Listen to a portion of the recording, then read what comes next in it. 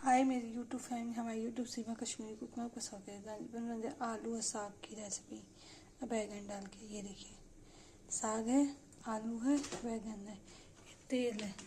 तेल में इसको भूंज देंगे।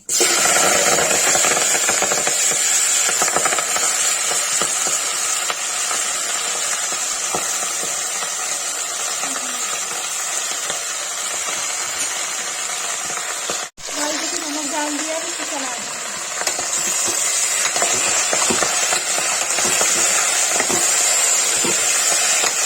जाएगा तो उसके बाद इसके साथ लाल मिर्च, हल्दी, जैसे गरम मसाला, तड़का कौन डाल के ऐसा करके सीटी दे देंगे।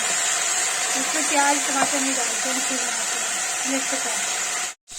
देखिए गाइस, साग भून दिया, ऐसे डालेंगे हल्दी,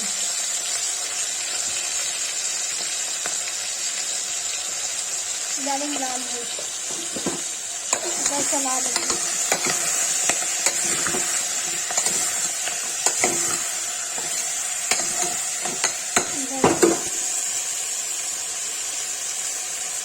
भून जाएगा तो इसे रसा करके सीटी दे देंगे। गाइस देखिए, इसे रसा कर देंगे तो सीटी दे देंगे।